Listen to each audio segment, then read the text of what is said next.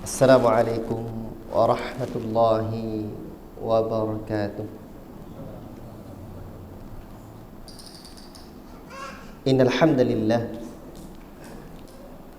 nahmaduhu wa nasta'inuhu wa nastaghfiruh wa na'udzu billahi min shururi anfusina wa min sayyiati a'malina. Man yahdihillahu fala mudilla lahu wa man yudlil fala hadiya lahu. Ashhadu an la ilaha illallah wahdahu la syarika lahu wa ashhadu anna Muhammadan abduhu wa rasuluh. Ya ayyuhalladzina amanu taqullaha haqqa tuqatih wa la tamutunna illa wa antum muslimun. Ya ayyuhan nas ittaqu rabbakum alladzi khalaqakum min nafsin wahidah wa khalaqa minha zawjaha wa batha minhuma rijalan katsiran wa nisaa'a wattaqullaha alladzi tasaaluna bihi wal arham innallaha kana 'alaykum raqiba. Ya ayyuhalladzina amanu taqullaha wa qulu qawlan sadida yuslih lakum a'malakum wa yaghfir lakum dhunubakum wa man yuti'illaha wa rasulah faqad faza fawzan 'azima. Amma ba'd. Bapak Ibu yang dirahmati oleh Allah Subhanahu wa taala dan disayangi Rasulullah sallallahu alaihi wasallam, syukur kita kehadirat Allah Rabbuna tabaraka wa taala, Allah yang berikan kita rahmat dan nikmatnya sehingga pada kesempatan ini kita dapat berkumpul di rumahnya ini, di rumah Allah yang penuh dengan ketenangan, kedamaian. Wa majtama'a qaumun fi baitin min buyutillah, tiadalah satu kaum yang berkumpul di satu rumah dari rumah-rumah Allah, yatluna kitaballah, mereka membaca kitab Allah, wa yatadarasunahu fima bainahum, mereka saling mempelajari Al-Qur'an, illa nazalat alaihimus sakinah, melainkan ketenangan akan turun kepada mereka, wa ghasyiyatihimur rahmah, dan Allah akan liputi mereka dengan rahmatnya, wa haffathumul malaika, dan malaikat akan membentangkan sayapnya, ridwan bima yasna', ridha, rela, sayang, cinta, suka sebab apa yang sedang mereka lakukan. Dan yang paling hebat, wa dzakarahumullahu fi man 'inda, dan Allah Subhanahu wa taala menyebut-nyebut mereka di hadapan para malaikatnya di atas sana. Allahu Akbar. Malam ini pertemuan kita kemarin, Pak Yunus, saya nanya sama beliau, kita bahas apa ya? Udah beberapa hari kemudian baru saya pikir-pikir, yang simpel saja. Saya dikirimi buku oleh Ustadz Abu Rufaidah, teman kita, salah seorang ustadz kita di Cianjur, CKS, Cianjur Kota Sunnah. Buku yang berjudul Salamatul Insan fi Hifdzil Lisan, keselamatan lisan, keselamatan insan fi hifdzil lisan, dalam menjaga lisan. Ini. Dan ini terjemahannya Ustaz Farid Basim Anus, ya. Kira-kira butuh nggak kita, Pak, dengan pembahasan ini? Keselamatan insan itu apa? Manusia, fi hifdzil lisan, dalam menjaga lisan. Kalau Bapak tidak butuh, saya merasa sangat butuh. Bagaimana kita menjaga lisan kita ini? Tapi saya yakin Bapak juga butuh ya, insya-Allah. Dan semua kebutuhan manusia ini sebenarnya sudah diketahui oleh Allah dalam, sehingga Allah Ta'ala berikan syariatnya. Jadi syariat al-Islam ini adalah menjawab kebutuhan-kebutuhan manusia itu sendiri. Tiadalah sebuah kebaikan untuk manusia di dunianya dan di akhiratnya, melainkan al-Islam telah mengajarkan kita. Dan tidaklah ada sesuatu yang memberikan mudarat buat manusia sejak dunia hingga akhiratnya, melainkan al-Islam telah mencegah kita untuk melakukannya. Ya, Bapak Ibu yang dirahmati oleh Allah Subhanahu wa taala, cuman tadi saya pikir-pikir ini baca cepat sekali tamat atau santai saja ya. Udahlah, karena ini kebutuhan kita bersama. Kalau dah habis waktu, belum selesai buku ini, dah selesai, kita lanjutkan pertemuan selanjutnya. Kalau ada panjang umur ya. Kalau enggak, baca di rumah. Itu kita perlahan saja baca ini. Kita baca, kita pahami bersama, kita renungkan. Apa yang perlu saya uraikan, saya berikan uraian-uraiannya insyaallah ta'ala ya. Bapak Ibu yang dimuliakan oleh Allah Subhanahu wa taala dan disayang Rasul sallallahu alaihi wasallam, itu ada pengantar penerbit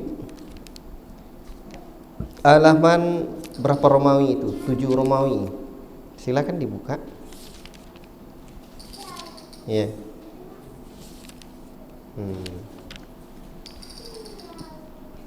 Nih, pengantar penerbit.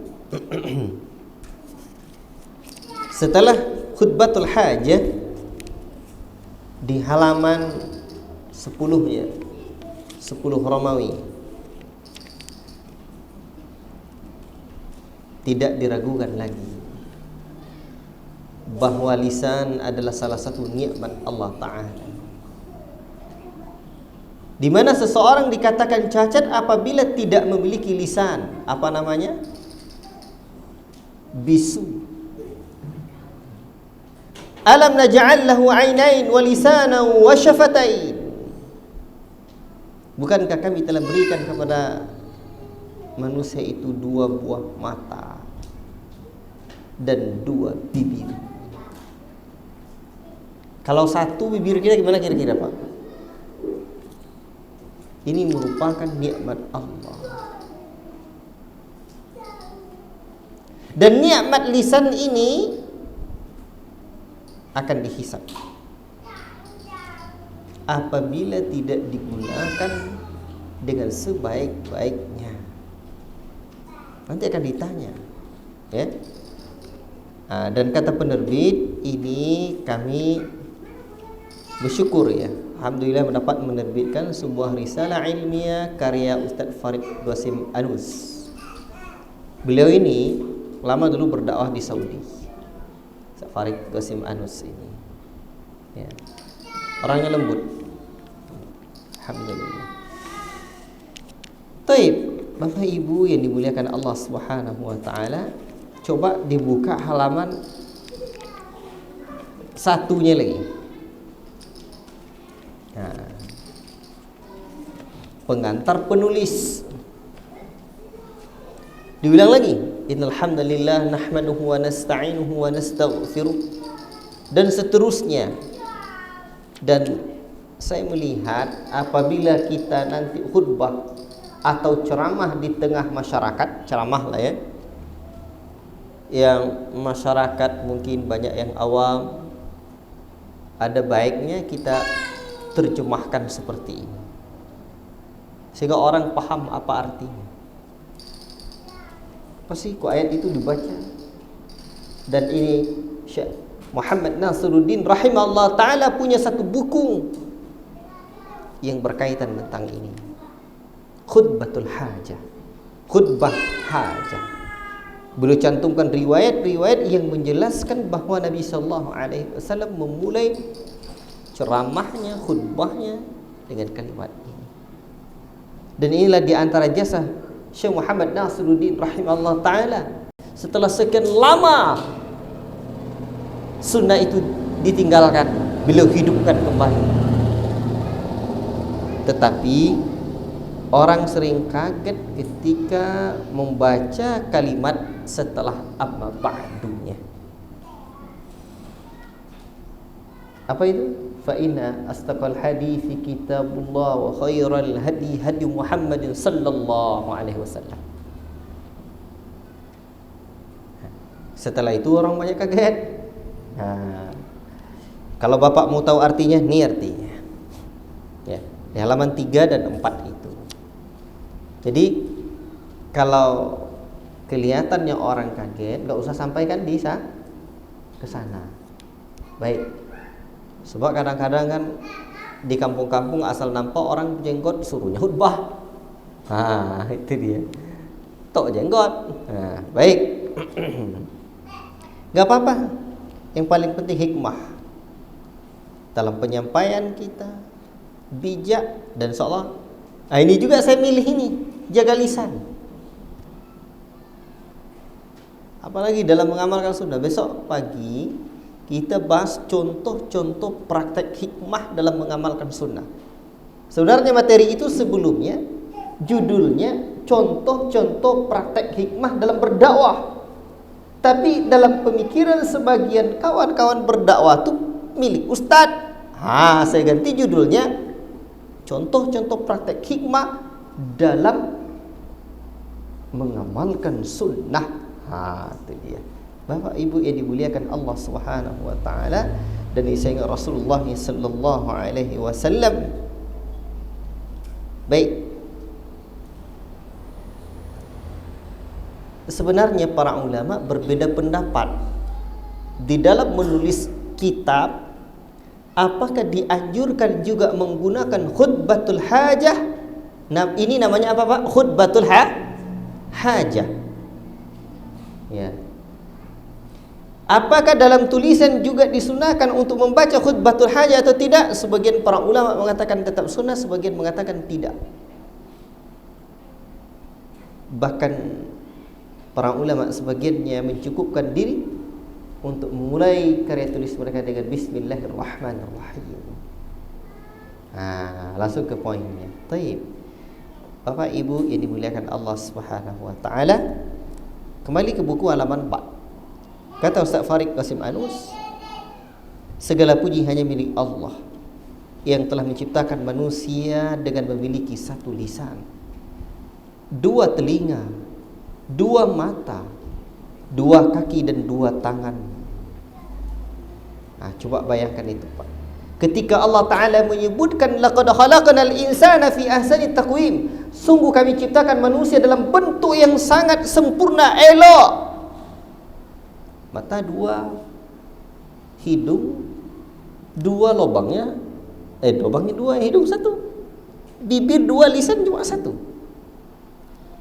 Tapi bayangkan itu, bahayanya lisan yang cuma satu ini dahsyat. Manusia bisa nggak selamat. Dan kita lihat nanti hadisnya. Ini diantara penyebab yang banyak masukkan orang ke dalam neraka. Tayyib. Salat dan salam kepada Rasul sallallahu alaihi wasallam yang telah diberi jawami'ul kalim. Apa itu? Nabi itu di antara kelebihannya jawami'ul kalim. Apa itu? Ucapan yang singkat tapi mengandung makna yang dalam dan padat. Itu lisan beliau. Ucapannya singkat tapi mengandung makna yang dalam dan padat. Hebat itu. Makanya kita dianjurkan pula seperti itu, berupaya menggunakan kata yang singkat, mendalam, maknanya mendalam dan padat. Beliau sallallahu alaihi wasallam ketika sebut nama Nabi ucapkan salat, biar kita enggak kikir, Pak. Sallallahu alaihi wasallam berbicara sedikit namun banyak beramal dan beribadah, begitu pula sahabatnya sekalian radhiyallahu anhum jami'ah. Buku yang ada di tangan pembaca merupakan kumpulan makalah naskah yang dimuat oleh majalah bulanan tahun 17 Hijriah, bundel buletin dakwah 1442 Hijriah, dan sebuah surat kabar di Jayapura pada bulan Sya'ban 1423 Hijriah. Semoga bermanfaat untuk kita semua. Kami persilakan untuk langsung menyimaknya. Ini renungan bagi kita, Pak. Apabila manusia ini mati, terputus segala amalnya. Yang pertama, sedekah jariyah. Sedekah apa? Masih ingat, jangan sedekah jariyah saja. Lah jariyah sesak nafas tuh. Sedekah jariyah yang terus mengalir pahala. Atau ilmu yang dimanfaatkan orang, atau anak yang saleh yang senantiasa mendoakan orang tuanya. Kita ni apa, Pak? Di antara yang tiga ni apa nanti ini? Baik. Bapak Ibu yang dimuliakan Allah Subhanahu wa taala. Para ulama rapuh tulang belulangnya di alam kubur, karya dan kitabnya dibaca. Ulama itu, Pak. Jadi kalaulah sekiranya kita bukan ulama, bukan ustaz, dapat bagian tak kita? Ada caranya supaya kita dapat bagian. Dulu tahun 2017 ya, saya umrah. Saya jumpa dengan salah seorang ustaz. Dia bilang ke saya, Ustaz, sebulan saya sampai di Saudi ini, di Mekah, saya tawaf keliling, saya terus sering nangis dekat Ka'bah ini. Bahagia nih. Dan saya sering mendoakan orang yang menyebabkan saya bisa sampai ke Saudi ini, katanya. Nah itu, Pak. Jadi kita bisa dapat ambil bagian ternyata. Dulu dilipat kain itu ada seorang kakek, nenek, datuk ya. Asal saya pulang dia kasih saya uang. Dia kasih saya hadiah, kadang sarung, kadang zakat, kadang apa-apa macam, pokok kasih uang. Nama datuk itu Haji Muhammad Yunus. Nama nenek itu Nenek Mia. Saya selalu ingat beliau. Biasanya saya cerita ini enggak saya sebut namanya. Kali ini saya sebut namanya. Semoga Allah Ta'ala merahmati keduanya. Saya sering teringat beliau. Otomatis saya tentu juga mendoakannya. Dulu waktu mondok itu, Pak. Waktu belajar agama, Pak. Jadi bapak-bapak kasih santunan buat anak-anak pondok, anak-anak remaja yang tengah belajar agama. Dah jadi buaya besar dia, Pak, teringat-ingat dia. Itu pandai-pandai beramal saleh. Pandai-pandai kita dalam beribadah kepada Allah Rabbuna tabaraka wa ta'ala. Baik. Nah itu, Pak. Ini faedahnya nih. Jadi kalau beda buku kayak gini yang kalau kita bikin santai, gini uraiannya. Kita apa nih? Ada enggak sebab yang akan menyelamatkan kita? Tadi khutbah saya sebut pensiunan amal kita apa? Allahu Akbar. Ustaz Arman coba tengok, Pak. Beliau meninggal dunia, rekaman ceramahnya senantiasa masih dengar orang nikmat, orang dengar, banyak orang taubat, banyak orang dapat hidayah. Karya beliau juga. Kita besok, Pak, yang akan dimanfaatkan orang apa? Itu yang perlu diingat-ingat itu. Karena hidup ini singkat, sangat singkat sekali. Baik, halaman 5. Buka lagi, Pak. Saya bukan ingin membaca cepat, ingin mengambil faedah. Wahai saudaraku semuslim, Masya Allah, ini ungkapannya bagus ya. Atau akhil muslim, saudaraku. Orang Islam ini, Pak, bersaudara. Yang Allah Ta'ala sebutkan innamal mu'minuna ikhwatun, hanya saja orang mukmin bersaudara. Maka pandanglah orang mukmin lain asal dia beragama muslim dengan pandangan sebagai pandangan saudara, bukan pandangan itu orang lain itu tidak sama dengan kita. Jenggotnya tak ada, celananya tak cingkrang. Keliru sangat. Kalau kita sudah memandang masyarakat orang-orang dengan pandangan sebagai saudara kita, la yu'minu ahadukum hatta yuhibba li akhihi ma yuhibbu li nafsihi. Tak sempurna iman salah seorang kalian sampai dia mencintai saudaranya sebagaimana dia mencintai dirinya sendiri. Maka hantarkan kita mengenal hidayatut tauhid, maka dakwahkan perlahan dengan seperti saudara kita. Kalau dah kita pandang sebagai pandangan saudara, itu aman tuh Pak. Tapi kalau dari awal kita sudah membenteng, itu tak semua ya Pak, itu bahaya. Allah tak sebut Pak, ya, warna baju, tidak. Allah Akbar. Bapak Ibu ini muliakan Allah Subhanahu wa taala. Sudilah kiranya Anda meluangkan waktu sejenak untuk membaca risalah ini. Ini bahasanya bahasa tulisan. Kalau kita ceramah nanti khutbah bapak-bapak di kampung atau di masjid-masjid, sudilah kiranya Anda wahai bapak-bapak, itu dapat hikmah tuh Pak. Orang kita nih kalau beranda-anda tuh kita ini kan kena tulisan. Ya. Itu kurang pas, atau nanti ceramah menggunakan bahasa ana, antum, atau apa lagi dauro, masyarakat tahu ceramah agama, ana tuh saya, antum tuh bapak-bapak kami. Lebih hikmah, lebih bijak. Baik. Makanya tidak semua bahasa tulisan pas untuk bahasa ucapan. Itu harus dipahamkan. Makanya anak-anak yang kadang-kadang baru turun gunung, adik-adik yang baru turun gunung istilahnya, antum wahai bapak-bapak sekalian, pahamilah. Atau mungkin bertobatlah Anda kepada Allah, seakan-akan kita aja yang dah tobat. Jadi coba, wallahu ta'ala a'lam, di masyarakat Nusantara ini bijak saya rasakan lagi, menurut hemat saya dan pengalaman singkat saya. Alhamdulillah sejak saya mulai berdakwah dulu bifadlillah, dah sekitar 18 tahun, sudah hampir 20 tahun lah. Jadi saya merasakan masyarakat Nusantara lebih menerima dengan bahasa kita, ya. Mari bapak-bapak kita bertaubat kepada Allah, daripada mari Anda bertaubatlah Anda kepada Allah wahai bapak-bapak kami. Jadi seakan kita saja yang bertaubat. Ini lisan juga nih. Baik. Semoga Allah memberikan manfaat bagi kita semua.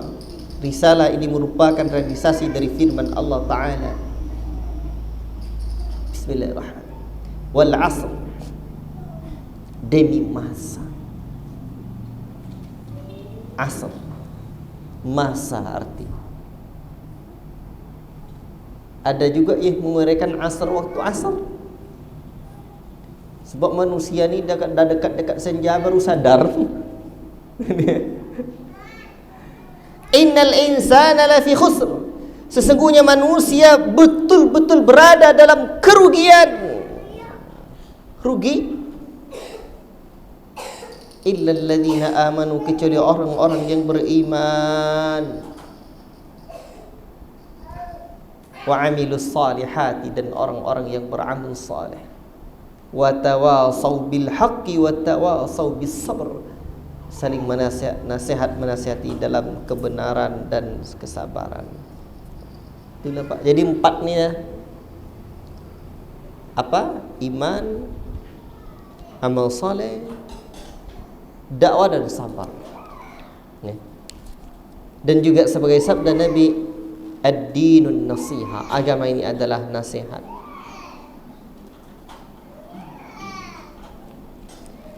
Jadi risalah ini maksud beliau untuk memberikan nasihat. Agama ini isinya nasihat. Makanya berdakwah itu jangan dipandang hanya ceramah. Udah ada dakwah di tempat kamu, apa ya di tempat saya. Ya. Padahal yang dimaksudnya ceramah, itu penyempitan untuk kata dakwah. Dakwah itu semudah mengajak orang lain untuk makan. Mudah nak ajak orang makan? Makan. Ajak orang makan. Enak kan menunya. Baik kan pelayanannya. Kasih nasihat, cerita. Alhamdulillah. Dan nasihat itu tidak mesti taubatlah kamu pada Allah. Kalau tidak kamu masuk neraka nanti, itu ngiri orang dengarnya. Kalau perlu kadang mungkin dengan cara apa? Alhamdulillah, sejak saya duduk belajar mengaji di masjid ni, kadang-kadang orang bilang saya ni orang tak gimana lah, ya. Tapi alhamdulillah rasanya hati saya tenang, Pak Cik, ya. Mak Cik, Pak Lek, Bude, ya.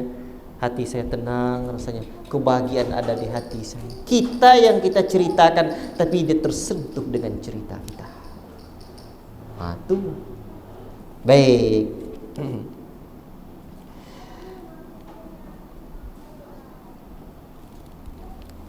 Jadi ketika lisan ini baik, masyarakat pun jadi baik, ya. Dan hendaklah setiap nasihat yang kita berikan, kita sampaikan ada keikhlasan di dalam hati kita. Ada keikhlasan. Makanya dalam surah Hud Allah Ta'ala ajarkan kepada kita, in uridu illa al-islaha mastata'tu wa ma taufiqi illa billah alaihi tawakkaltu wa ilaihi unib. Aku tidak bermaksud kecuali mendatangkan perbaikan semampuku, dan tidak ada taufik untukku kecuali dengan pertolongan Allah. Hanya kepada Allah aku bertawakal, dan hanya kepadanya aku kembali. Baik, itu tekad Ustaz Farid Qasim Anus untuk memberikan perbaikan kepada masyarakat, ya, perbaikan kepada umat.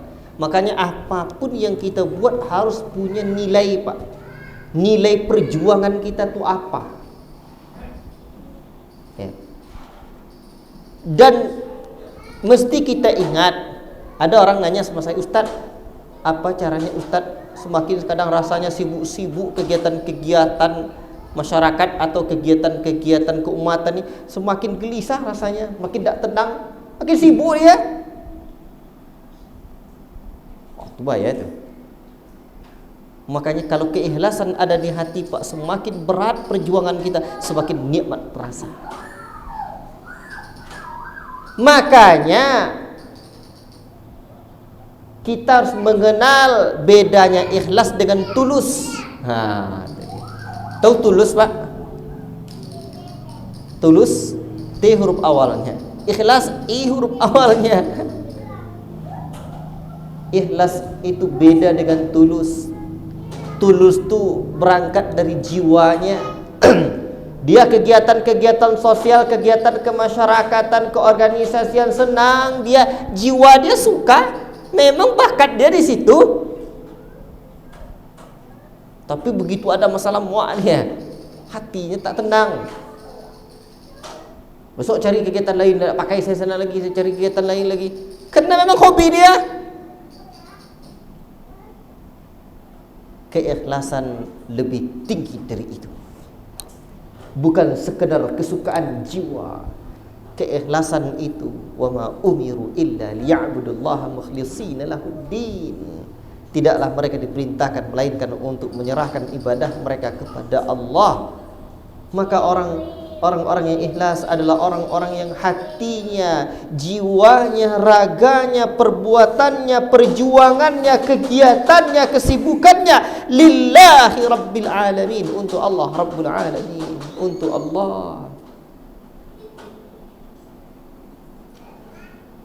Luar biasa. Makanya dulu, Pak, ketika Khalid bin Walid, ya, bukan, ketika Umar bin Khattab, ya, memecat Khalid bin Walid untuk menjadi panglima dan menggantinya dengan Abu Ubaidah ibn al-Jarrah ketika perang di bumi Yamamah.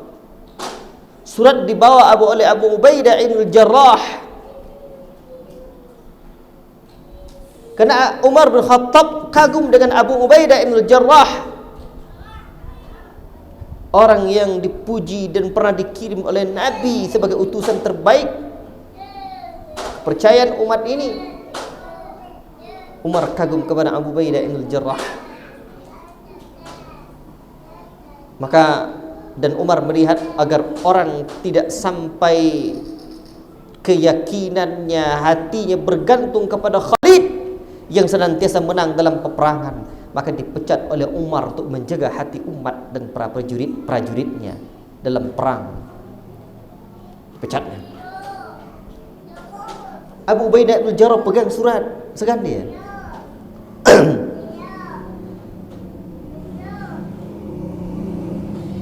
Segan dia berikan kepada Khalid bin Walid. Karena dia sadar bahawa Khalid bin Walid jago perang, jago pedang. Allahu Akbar. Tapi akhirnya diberikannya juga. Kata Khalid, kenapa kamu tidak berikan pada ini titah Amirul Mukminin? Sampaikannya alasannya jago perang tuh kamu. Udah pokoknya kamu jadi panglima, saya jadi prajurit biasa. Dan tahukah kita apa alasan Khalid bin Walid melakukan itu? Innama uqatil li ajli Rabbi Umar. Hanya saja aku berperang melawan musuh yang nyata di medan perang, berjuang, berjihad. La li ajri Umar, bukan karena Umar, tapi karena Rabbnya Umar. Wah, itu Pak. Akhirnya maju tak gentar. Li'a'lani kalimatillah, meninggikan kalimat Allah Ta'ala ini. Allahu Akbar. Nah, jadi di situ ruh mau jadi panglima, tidak jadi panglima, mau jadi apa, tidak mau jadi apa, tidak peduli. Rabbnya Umar, bukan kena Umarnya. Akhirnya dalam kenyataannya Khalid juga, karena dia yang lihai. Ini fawaidnya, keikhlasan Pak. Jadi jangan sampai berbuat, jangan sampai kita berjuang hanya sekedar tulus. Dan apa bedanya? Tapi ikhlas karena Allah Ta'ala. Tulus, hobi dia. Hobi dia, kalau yang perempuan hobi dia masak-masak, hobi dia bareng-bareng teman kawan-kawan. Nah itu tuh ya, la ilaha illallah. Nanti efeknya juga lisan juga ini. Kalau bahaya, so apa yang terlahir dalam hati itu nanti kan keluar, apa yang ada di hati itu keluar di lisan kita. Maka hadirkan keikhlasan. Baik. Tapi ini bukan bab kita sekarang ini. Saya hanya menyampaikan fawaid pentingnya nilai dalam setiap perjuangan kita itu apa Pak. Tengok niat kita apa. Buka halaman 8. Apa itu menjaga lisan? Pengertian menjaga lisan itu apa Pak? Menjaga lisan, Al-Imam Al-Qayyim rahimahullah ta'ala, Al-Qayyim Al-Jauziyah, dia ada Ibnul Jauzi dan ada Ibnul Qayyim Al-Jauziyah, dua ulama yang berbeda, keduanya ahli sunnah, memberikan manfaat besar pada umat. Ibnul Qayyim Al-Jauziyah rahimahullah ta'ala menjelaskan bahawa salah satu pintu maksiat adalah lisan. Beliau mengatakan menjaga lisan dimaksudkan agar jangan sampai seseorang mengucapkan kata yang sia-sia. Apabila ia akan berkata, hendaklah mengatakan sesuatu yang bisa diharapkan keuntungan padanya dan manfaat bagi agamanya. Apabila akan berbicara, hendaklah ia pikirkan apakah dalam ucapan yang akan diungkapkan itu terdapat manfaat dan keuntungan atau tidak. Apabila tidak bermanfaat, hendaklah ia diam. Apabila bermanfaat, hendaklah ia pikirkan lagi. Apakah kata-kata lain yang lebih bermanfaat atau tidak? Hal itu agar ia tidak menyia-nyiakan waktunya dengan perkataan pertama yang akan ia ucapkan tadi, karena terdapat kata-kata yang lebih bermanfaat dari kata-kata yang bermanfaat. Baik. Jadi tengok dulu Pak, menjaga lisan itu berarti dinilai apa yang hendak kita ucapkan, dipikirkan bermanfaat atau tidak. Ya. Apabila kita ingin mengetahui apa yang terdapat di hati seseorang, maka kita dapat mengetahuinya melalui gerakan lisannya. Ini air ini bening Pak, putih itu bening nih. Hah? Bening itu putih.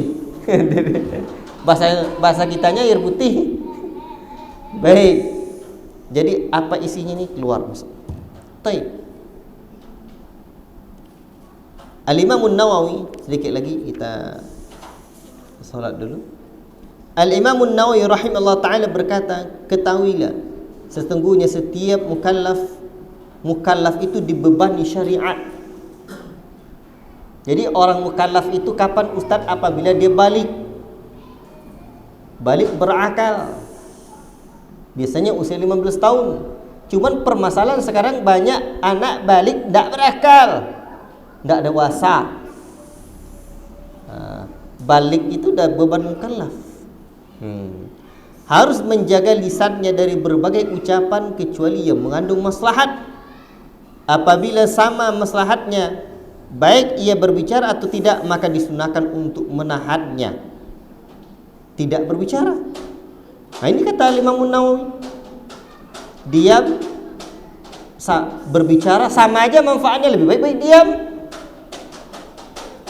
Karena kalaupun berbicara manfaatnya juga sama, lebih baik diam. Kata-kata yang luah dapat mengakibatkan kepada yang haram atau makruh. Pada umumnya hal itu sering terjadi, padahal mencari keselamatan itu harus lebih diutamakan. Baik, sudah azan tadi ya? Baik, kita azan dan salat dulu, nanti insyaallah taala kita sambung. Ya, insyaallah taala. Nanti saya lihat kondisinya insyaallah. Barakallahu fikum wa sallallahu alaihi wasallam ala nabiyina Muhammad wa ala alihi wa sahbihi ajmain. Wassalamualaikum warahmatullahi wabarakatuh.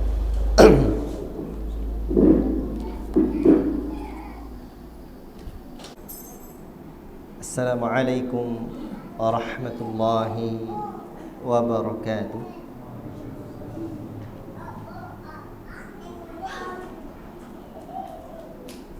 Alhamdulillah, wassalatu wassalamu ala rasulillah wa ala alihi wa sahbihi wa mawalah wa man tabi'ahum bi ihsanin ila yaumis sa'ah. Amma ba'd. Bapak Ibu yang dimuliakan Allah Subhanahu wa taala dan disayangi Rasulullah sallallahu alaihi wasallam, Allah taala ciptakan kita dengan bentuk yang sempurna.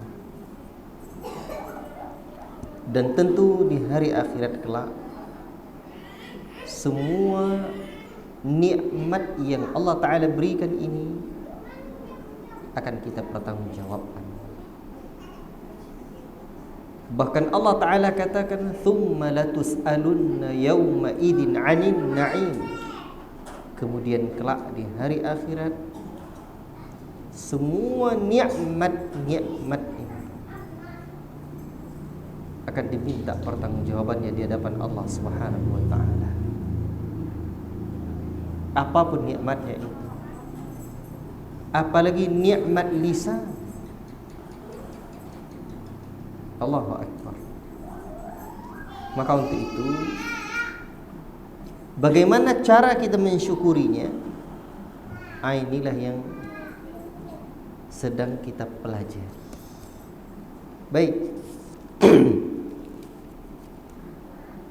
Bapak Ibu dimuliakan Allah Subhanahu wa taala, silakan buka halaman 10. Halaman 10. Silakan. Ada yang kurang silakan.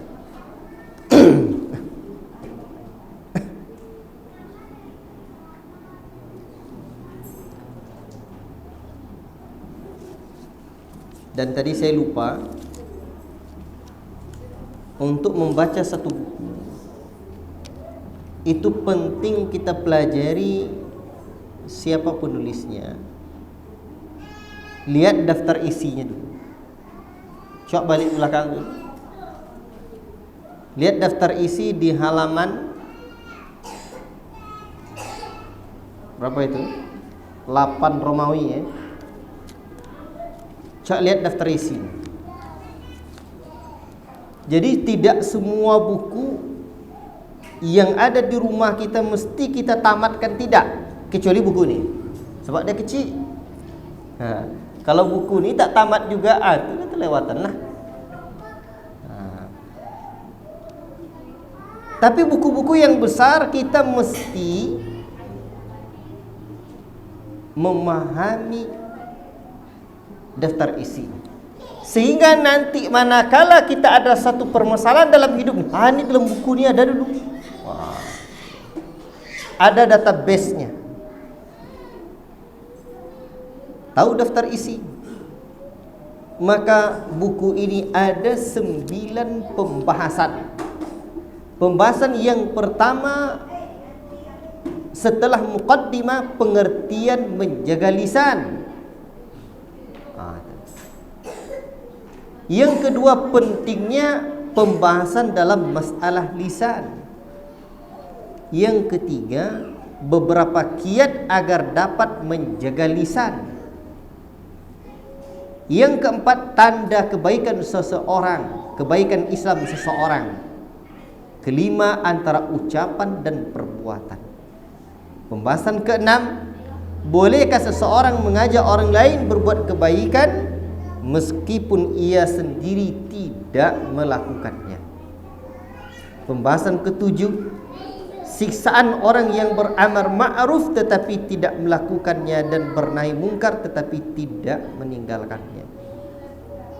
Pembahasan ke-8, nasihat dan introspeksi diri.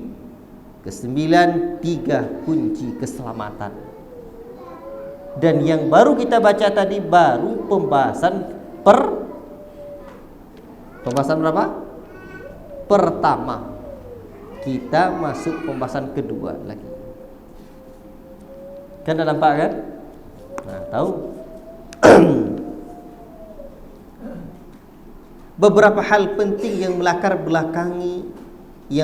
belakangi pembahasan topik ini. Di antaranya, lisan merupakan salah satu dari nikmat yang Allah Ta'ala berikan kepada kita. Tadi sudah kita sebutkan ayatnya dalam surah Al-Balad ayat yang ke-8 dan ke-9. Maka kita wajib mensyukuri nikmat ini. Bagaimana caranya?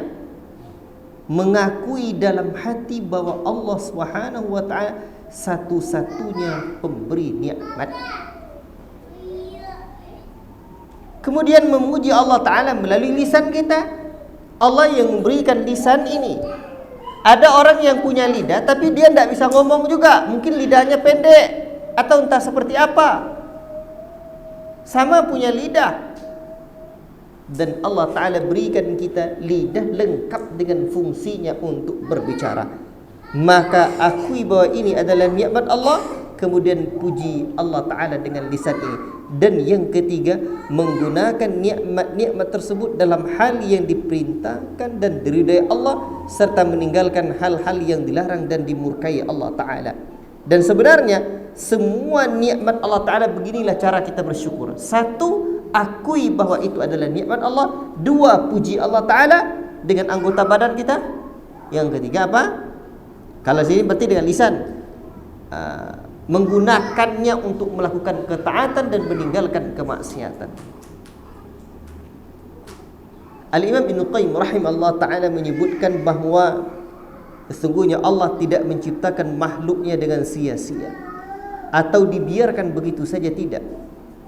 Ini juga selaras dengan ayat ya. Allah Ta'ala menciptakan mereka di muka bumi ini untuk menjalankan tugas dan melaksanakan perintah-perintahnya. Dia mewajibkan mereka untuk memahami bimbingan Islam, baik secara garis besar maupun terperinci. Tapi kalau secara garis besar, itu fardu ain secara terperinci seluk-beluknya, sebagiannya fardu kifayah. Dan ingat, ilmu itu ada dua. Satu ilmu fardu ain, dua ilmu fardu kifayah. Ilmu fardu ain apa batasannya? Batasan ilmu fardu ain adalah mempelajari segala sesuatu yang menjadi kewajiban kita mengamalkannya. Kita wajib salat, wajib mempelajari salat. Kita wajib puasa, wajib mempelajari puasa. Kita wajib berzakat, wajib mempelajari ilmu zakat. Kita wajib haji, wajib mempelajari ibadah haji. Kita nikah, wajib mempelajari ilmu tentang nikah. Kita punya anak, wajib mempelajari ilmu tentang anak. Istri dulu ya. Kita punya istri, wajib mempelajari bagaimana hak-hak istri. Itu adalah ilmu fardu ain. Baik. Ikhwati fillah,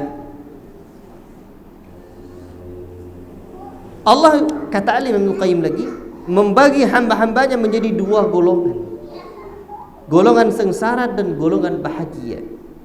Masing-masing golongan diberinya tempat menetap, neraka jahanam dan surga yang penuh dengan kenikmatan.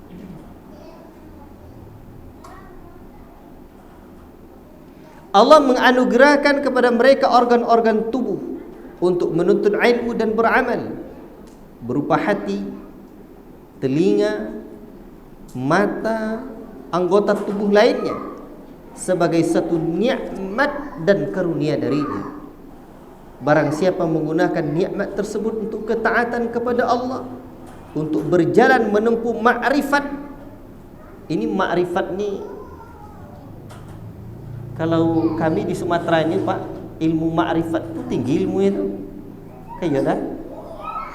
Ilmu apa? Ilmu ma'rifat. Jadi kalau nanti jumpa orang tua-tua, belajar apa kalian sana? Ilmu ma'rifat. Jadi kita ni belajar ilmu ma'rifat lah, ma'rifatullah. Itu dia. Ma'rifatul, mengenal Allah. Itulah maksud ilmu ma'rifat. Baik. Dan ilmu itu, kata Al-Imam Syekh Muhammad rahimahullah ta'ala dalam Salasatul Usul, ada 3 lagi. Ilmu itu ada 3. Ma'rifatullah, ma'rifatun Nabi, wa ma'rifatu dinil Islami bil adillati. Ilmu mengenal Allah, ilmu mengenal Nabinya, ilmu mengenal Islam dengan dalil-dalilnya. Jadi bahasa Arab ni asal katanya dia ma'rifatun. Cuman jadi bahasa Indonesia ma'rifat.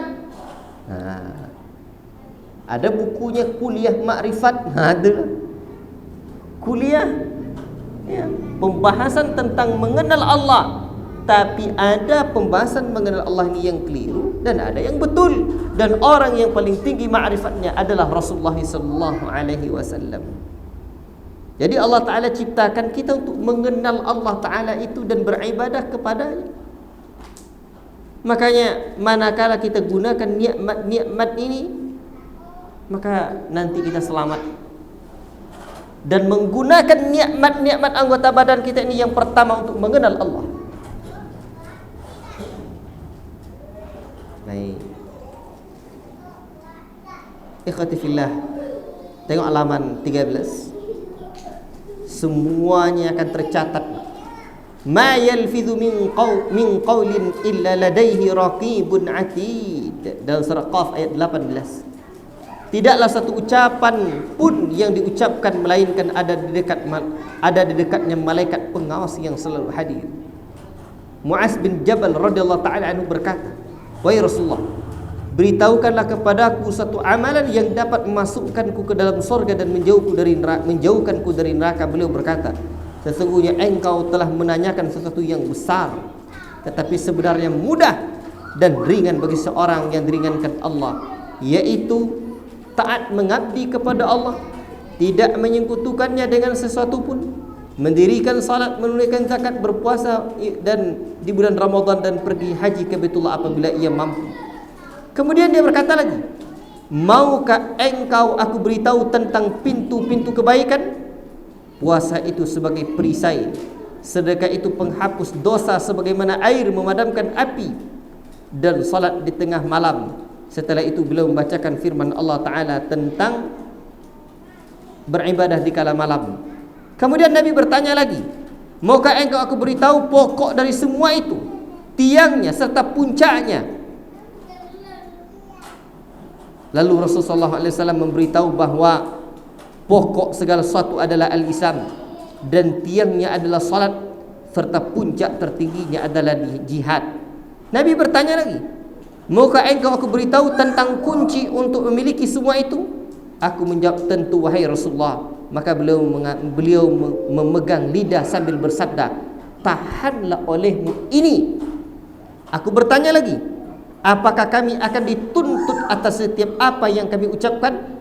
Nabi menjawab, ibumu kehilanganmu. Tidaklah orang tersungkur ke dalam api neraka melainkan karena hasil dari lidahnya. Jadi ingin dibawakan oleh Ustaz ini akhir dari hadis ini, bahwa ternyata Nabi pernah menyebutkan bahwa tidaklah orang tersungkur ke dalam api neraka melainkan dari hasil apa yang telah diucapkan oleh lidah. La ilaha illallah. Baik. Yang kedua, menjaga lisan merupakan konsekuensi keimanan seseorang.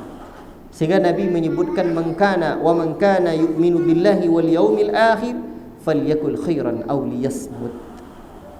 Dan barang siapa yang beriman dengan Allah dan hari akhirat, maka hendaklah berkata yang baik atau diam saja. Kalau betul-betul kita beriman kepada Allah dan hari akhirat, ucapkan yang baik. Ucapan yang baik itu apa kira-kira, Pak?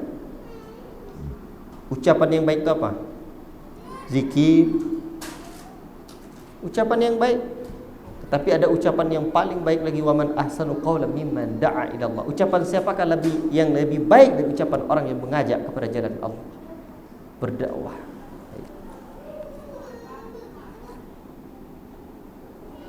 Ayat ketiga, jadi Pak, orang baru dianggap beriman apabila lisannya sanggup dia diam atau berkata yang baik. Jadi dua saja. Ini namanya konsekuensi dari keimanan. Kalau betul-betul iman kita, nih tiga hal ini mesti ada dalam diri kita. Dua hal ini mesti ada dalam diri kita. Kalau tidak mampu berkata yang baik, maka untuk itu diam saja. La ilaha illallah. Makanya nanti ketika kita di tengah-tengah masyarakat tidak mampu kita untuk mengucapkan kata-kata yang baik, mungkin tidak tepat apa yang akan kita sebutkan. Ketika kita duduk-duduk dengan masyarakat, lebih baik diam daripada menimbulkan masalah. Nanti ada orang, kenapa kamu begini begitu, lebih elok diam. Atau lebih baik mungkin ucapkan, ya maklumlah saya ini Pak, orang yang mau belajar agama, saya mau duduk belajar agama. Alhamdulillah rasanya sejak saya belajar ke gini hati saya tenang. Saya juga enggak banyak tahu. Kita menang kalau kita mengalah, itulah sifatnya pemenang, Pak. Seringkali kita kalah karena kita ingin menang terus. Jadi enggak perlu banyak-banyak berkoar sebenarnya di tengah-tengah masyarakat. Paling penting kita terus memperbaiki diri kita. Baik. Nah, ini sekarang susah dijaga. Sehingga kalau mengaji ini apa? Duduk mengaji ini ingin mengoreksi orang saja kerja kita. Padahal ingin mengoreksi diri dan hati kita adalah yang terlebih dahulu harus kita lakukan. Baik, konsekuensi yang tiga. Pentingan yang ketiga, dengan menjaga lisan menyebabkan seseorang mendapatkan ridha Allah dan masuk surganya. Sebaliknya, dengan tidak menjaga lisan dapat menyebabkan kemurkaan Allah dan masuk neraka.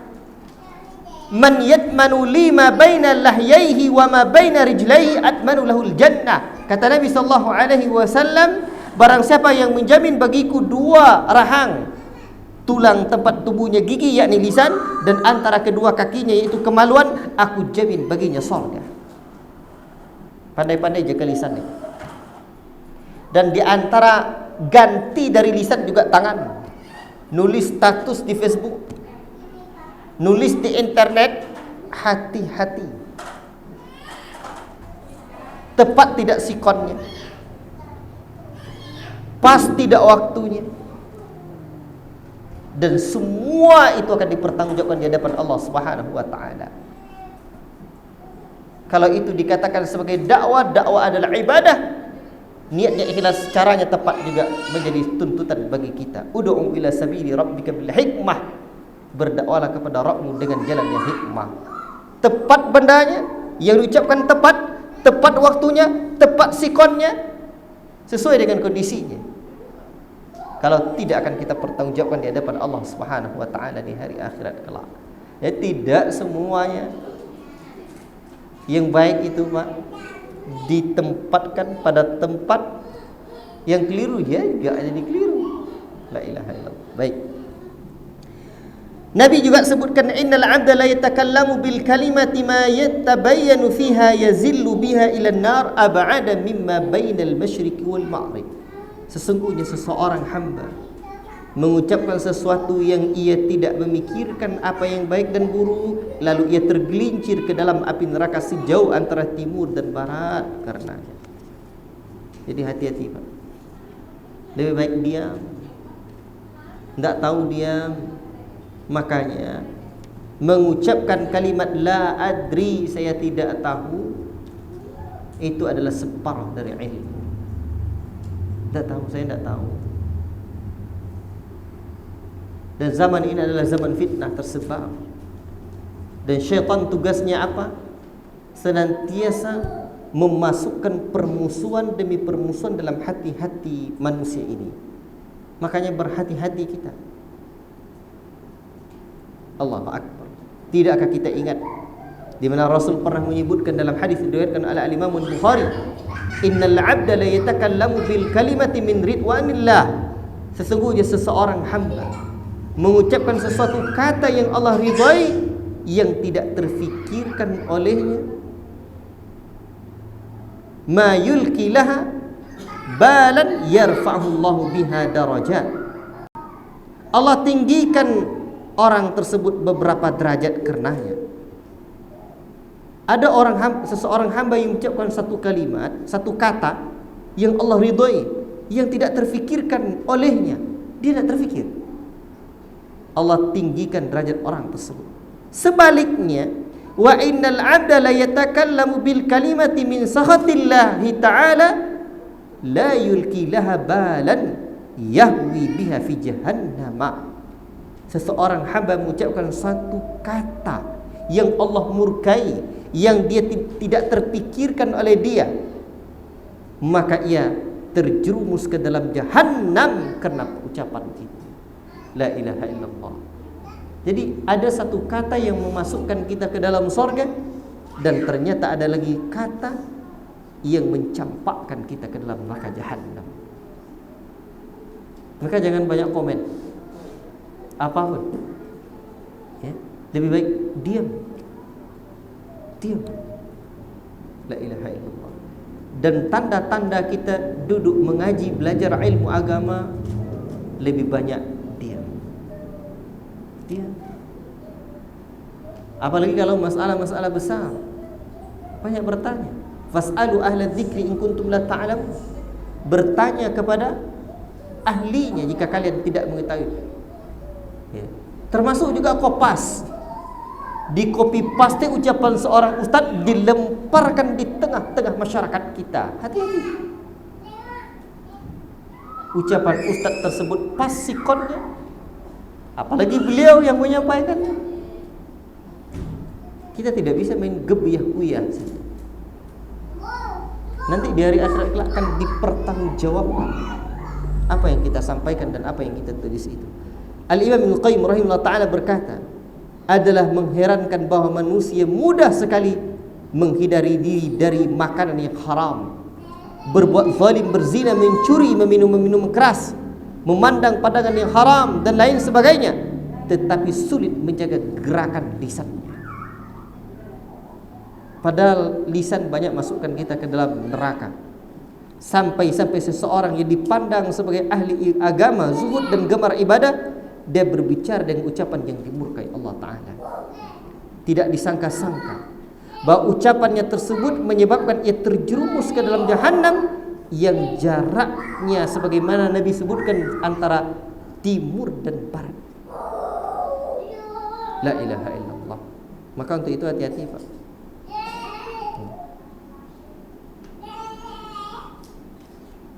Kalau kita dengar hadis ini, tidak berani kita berbicara, tidak berani kita banyak berkata, diam. Karena ada jelas satu kalimat yang Allah murka dengan kalimat itu akan menjauhkan kita mimma bainal masyriqi wal maghrib. Itu kan ucapan yang baik-baik, terus belajar, ya. Dan kita belajar agama untuk memperbaiki hati kita, untuk memperbaiki diri kita dulu perlahan. Dan kalau di tengah masyarakat kita katakan kita ingin berdakwah, dakwah bil hal adalah dakwah terbaik. Dakwah dengan ucapan kita, anak kita yang perlu kita didik, istri kita yang perlu kita didik, ketaatan kita. Nanti Pak kalau udah nampak meresap. Apalagi kalau ucapkan kata kasar bahaya. Benda keras tuh kalau dilempar ke dinding tap melanting dia, Pak. Betul enggak tuh? Tapi kalau benda lembut tap lengket dia. Iya enggak tuh? Jadi hati-hati. Ikhwati fillah barakallahu fikum. Keempat, tidak menjaga lisan dapat menyebabkan retaknya ukhuwah al-islamiyah. La tadkhulunal jannata hatta tu'minu. Kamu tidaklah akan masuk surga sampai kamu beriman. Wala tu'minu hatta tahabbu. Dan kamu tidaklah beriman sampai kamu saling mencintai. Awala adullukum ala syai'in idza fa'altumuhu tahabbtum afshus salama bainakum. Maukah kalian aku tunjukkan sesuatu yang kalau kalian kerjakan niscaya kalian akan berkasih sayang, tebarkanlah salam di antara kalian. Maka Pak, di tengah-tengah masyarakat kita hendaklah kita banyak menyebarkan salam. Assalamualaikum. Dan kita orang Nusantara ini adalah orang yang punya budi bahasa yang elok, yang baik. Tengoklah orang Nusantara ni, Pak. Baik. Hati dia sebenarnya lembut. Lembut, Pak. Asli. Gak keras kita. Bukan seperti orang-orang di sebagian di negara lain. Lembut hati kita. Makanya Syekh Muhammad Nasruddin rahimahullah ta'ala menyebutkan, jangan sesuatu sunnah yang berat diterima masyarakat itu kita hantarkan dengan berat lagi, dengan cara yang berat. Enggak. Kalau orang Nusantara, Pak, ucapkan salam tak cukup dengan salam, tapi salam senyum, salam sapa sopan santun, Pak. Senyum, salam sapa sopan santun. Assalamualaikum. Bahkan Pak, apa salahnya kita salam dengan salaman itu beda. Bahasa Arab salaman itu musafahah, bersalaman. Kalau assalamualaikum itu salam, sama-sama ada sunnah keduanya. Terus ketika kita salat di masyarakat, seringkali yang membuat kita jadi keliru itu apa? Sikap kita. Itu Pak, saya uraikan sampai ke sini, ya. Dan orang masyarakat yang sering membuat kita tidak merasa nyaman masyarakat itu bukanlah pada pemahaman ilmu agama kita sesungguhnya. Karena ilmu agama yang kita pahami adalah datang dari Rasulullah SAW, tapi dari sikap kita.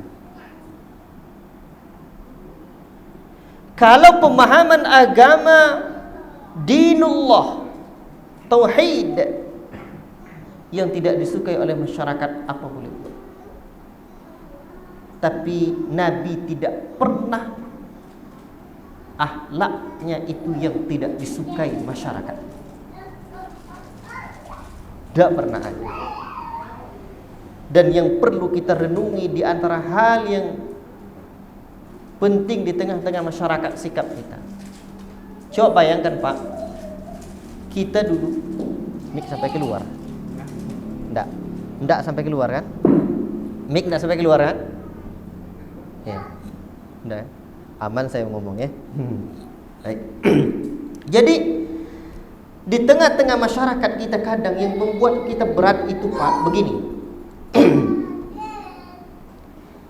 Coba bayangkan, kita sendiri baru mendapatkan hidayah tauhid. Berat kita menerimanya dulu. Sekarang tiba-tiba penampilan kita berubah, jenggot kita panjang. Ada yang jenggotnya lurus indah rapi ke bawah, tapi ada yang lurus ke depan. Ada yang bermacam-macam model. La ilaha illallah. Masyarakat kita melihat sesuatu yang berbeda itu berat. Belum lagi gaya pakaian kita. Bapak tahu, gaya pakaian seperti ini saya masih tetap pertahankan. Kenapa? Sebab buya saya dulu pakai jubah, pakai kain sorban. Kadang-kadang belum buat sorban di kepalanya.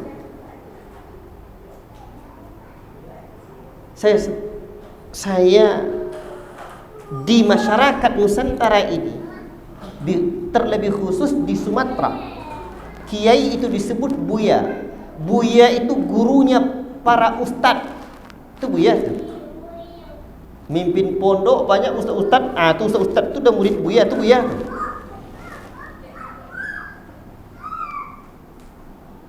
Maka saya melihat maslahatnya dakwah begini pakaian saya. Sehingga tidak begitu jauh berbeda dari masyarakat dan penampilan para kiai. Dan tidak ada salahnya. Ini ulasan kita lisan tapi urainya sampai ke sini ya, enggak apa-apa ya. Tidak ada salahnya kita berpakaian dengan pakaian ala Nusantara. Tidak mesti di copy paste pakaian Saudi atau pakaian Pakistan ke sini. Sudahlah pakaian kita beda terlihat oleh masyarakat, ditambah lagi ucapan kita berat. Kadang tak nak tegur sapa mereka. Tapi Ustaz, habis salat itu kan kita tak mau mengucapkan yang bid'ah, kita mau yang mengucapkan yang sunnah-sunnah. Baik. Tapi jumpa masyarakat kemudian awal pertama kali jumpa salaman boleh sunnah. Maka kadang-kadang kita perlu bersabar untuk berjumpa dengan mereka. Assalamualaikum Pak. Salaman. Kita ni duduk lama mengaji Pak, belajar sunnah, belajar tauhid. Kita jauh lebih cerdas dari orang-orang yang tidak mengaji. Maka jangan posisikan diri sebagai orang bodoh lagi. Ya. Makanya Assalamualaikum. Kabar Pak. Jangan sampai kita sebelum duduk mengaji dulu kita akrab dengan mereka. Begitu duduk mengaji kita tidak akrab lagi. Lihat firman Allah dalam surah Al-Imran. Wadhkuru ni'matallahi 'alaikum idh kuntum a'da'an fa'alafa baina qulubikum fa asbahtum bi ni'matihi ikhwana. Ingatlah oleh kalian nikmat yang Allah Ta'ala berikan kepada kalian. Dulu kalian bermusuhan sebelum duduk mengaji di depan Nabi, para sahabat bermusuhan. Dan ketika duduk mengaji di hadapan Nabi SAW, para sahabat bersaudara. Jangan sampai terbalik. Sebelum kita duduk mengaji di hadapan guru dan ustaz-ustaz kita, kita akrab dengan masyarakat kita dulu. Dan begitu kita duduk mengaji dengan guru, kita jadi eksklusif. Terbalik. Tapi Ustaz, kita kan tidak boleh mengamalkan perkara-perkara yang menyelisih agama. Betul. Tapi duduk bercengkrama, bersahabat, berkawan dengan mereka, semua amalah biasa dalam perkara-perkara yang disyariatkan tetap dipelihara. Sehingga senyum, salam, sapa, sopan, santun jangan berubah. Inna hadzal asra asr rifqa, kata Syekh bin Baz rahimahullah taala. Zaman ini zaman berlemah lembut karena masyarakat kita tidak tahu. Sehingga dengan demikian Pak nyaman. Baik. Sebenarnya saya bukan ingin bahas ini malam ini, besok pagi. Besok pagi memang pembahasannya khusus tentang ini. Ya. Tapi karena melihat absyus salam bainakum, sebarkan salam di antara kalian. Assalamualaikum. Tambah Pak dengan senyum. Ya, Assalamualaikum. Ya. Ini penting Pak. Bapak tahu saya berdakwah udah lebih kurang 18 tahun di Fadlillah.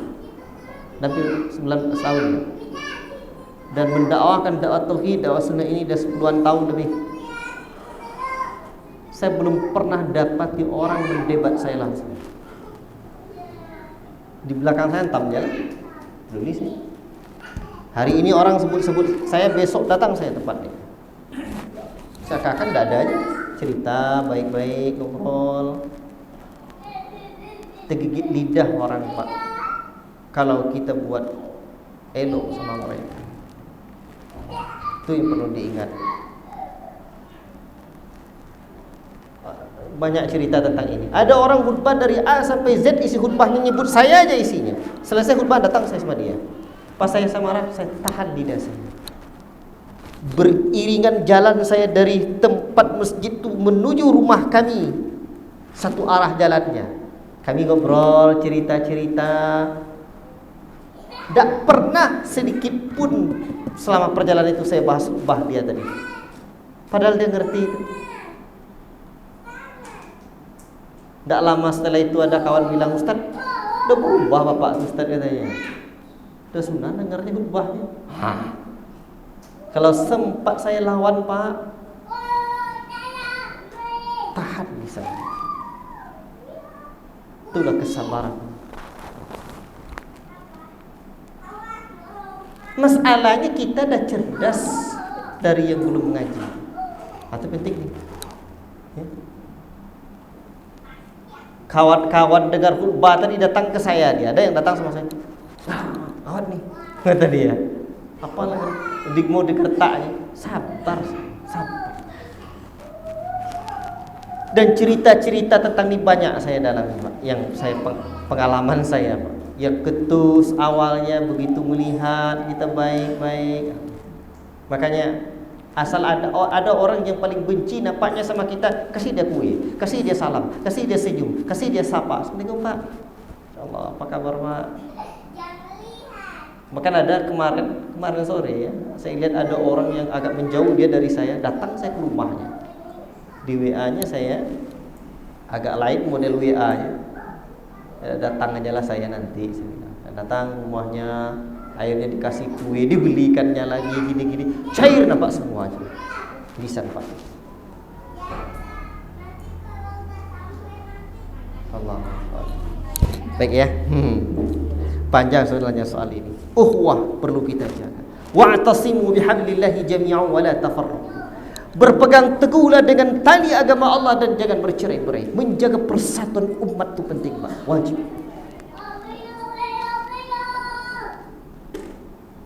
Jangan menimbulkan hiruk pikuk di tengah umat dengan cara yang keliru.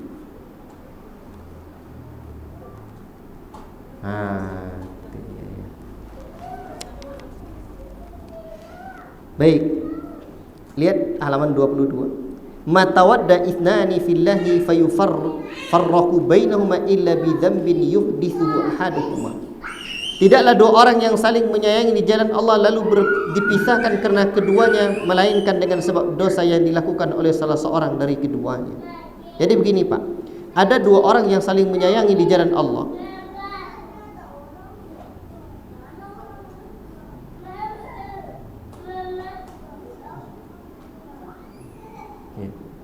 Coba lihat, baca di atasnya itu.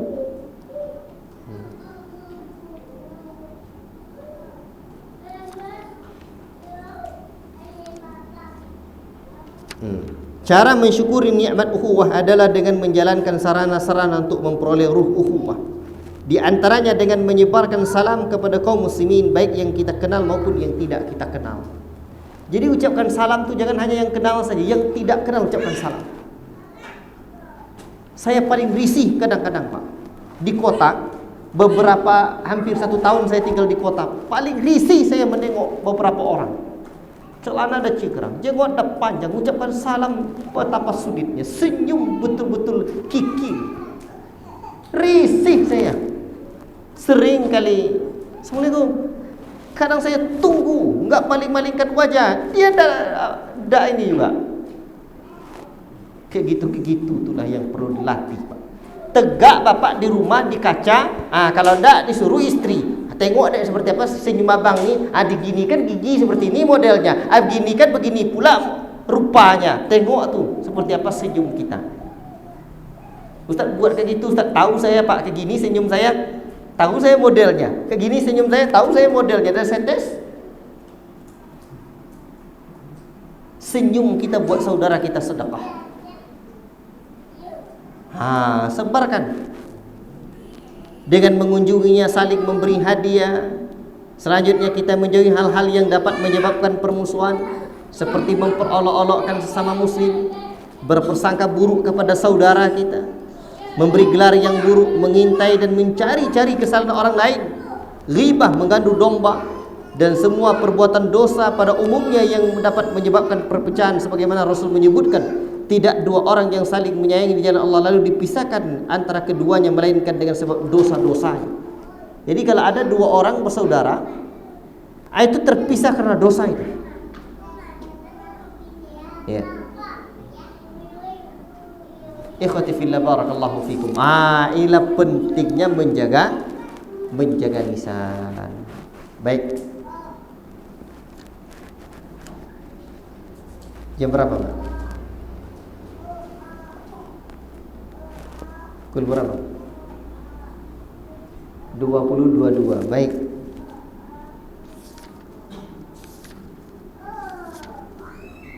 Saya tidak lanjutkan baca ini. Besok pagi saya, insya Allah pertemuan akan datang kan saya baca lagi. Kita baca lagi ini, Pak. Penting. Ya, karena ada keperluan saya datang dakwah ke kampung-kampung ini. Kalau ceramah, jumpa ustadz ceramah itu paling lama 2 jam itu, Pak. Paling kuat 2,5 jam. Jarang yang 3 jam. Bapak pulang, saya pulang, atau ustadznya pulang, selesai cerita. Ustadz yang menyampaikan ceramah kalau ke kampung ini paling hebat S1. Saya jangankan S1, es batu pun tak saya minum. Makanya kalau bapak ingin mendapatkan hanya sekedar ceramah, lebih baik dan lebih banyak bapak dapat ilmu, bapak duduk di depan televisi dengarkan doktor yang isi ceramah, guru-guru kami.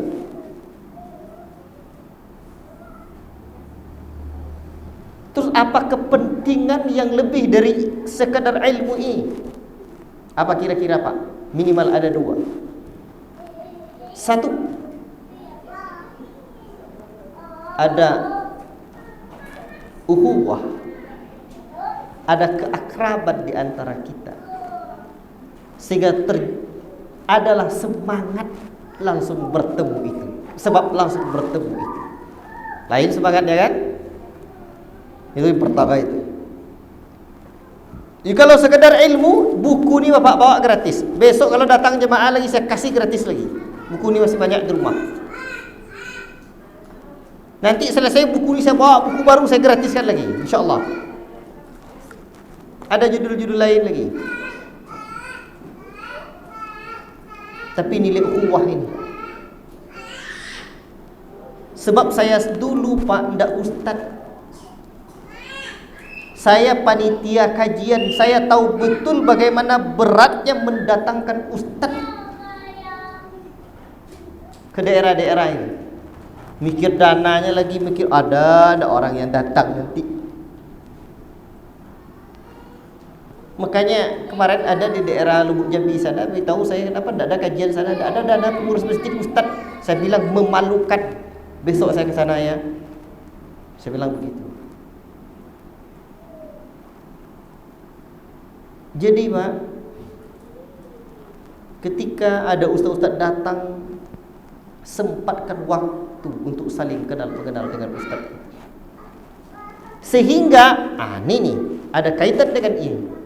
Apa yang kita dengar di televisi seringkali tidak nampak kita prakteknya.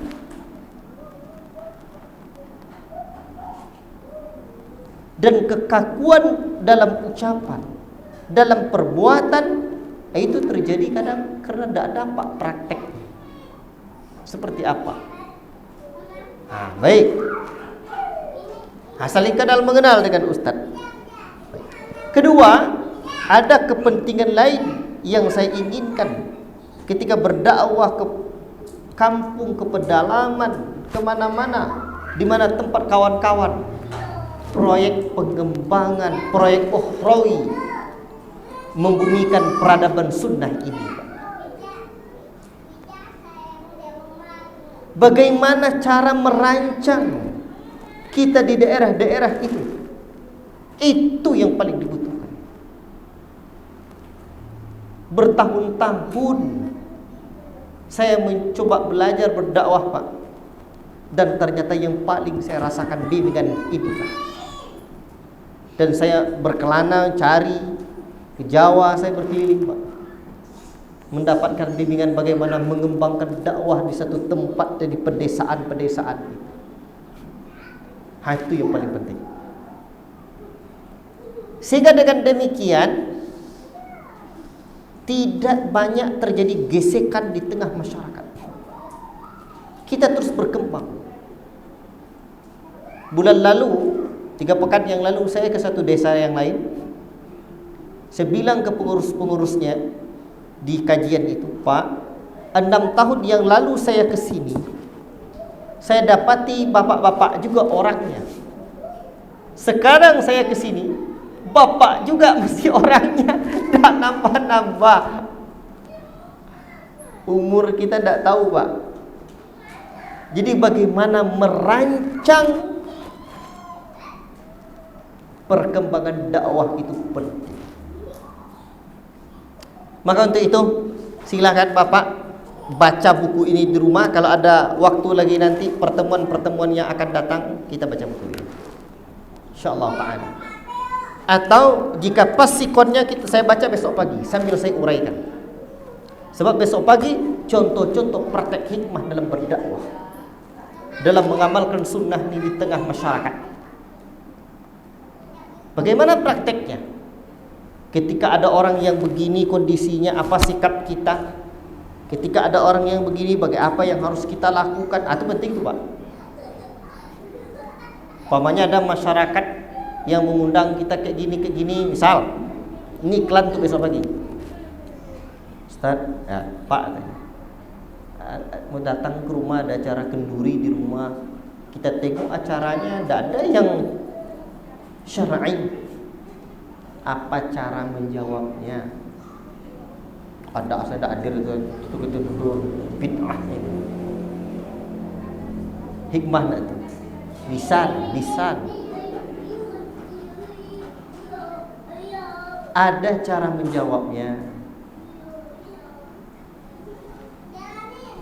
Contoh lain, ada kadang Bu D kita, makcik, mak ngah, orang Melayu bilang begitu.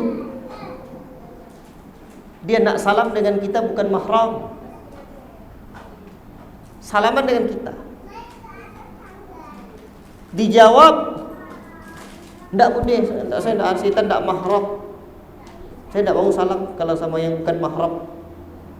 Bu D kita yang tak tamat SD, tak kenal bangku sekolah, Islam murni. Ada cara jawabnya Pak. Ada caranya yang lebih bijak. Itu yang akan kita bahas besok pagi. InsyaAllah. Selesai pembahasan ini, selesai. Saya cukupkan 20-29 saya minta waktu. Kalau ibu-ibu ada kesempatan, ya silakan. Kalau tidak, ya mungkin yang bisa masih ada waktu, saya minta waktu. yang paling berkepentingan di sini saya rasanya untuk pembahasan ini. Ini silakan ditutup nanti live-nya. Kita bahas tentang bagaimana perkembangan dakwah, bagaimana langkah-langkah. Saya minta waktu sekitar setengah jam. Kalau masih ada waktu silakan nanti. Wallahu ta'ala a'lam bishawab. Cukup sekian. Silakan untuk dibaca-baca buku ini. Buku ini gratis dan semoga bermanfaat bagi yang mewakafkannya. Saya dapat kiriman banyak dari Jawa dulu, ya. Ya, masih banyak lagi. Insyaallah taala akan bermanfaat bagi kita dan siapapun yang ambil bagian dari ini. Wallahu taala a'lam bishawab. Sallallahu wasallam ala nabiyina Muhammad wa ala alihi washabbihi ajmain. Kita lanjutkan dengan pembahasan yang tadi insyaallah. Silakan ditutup.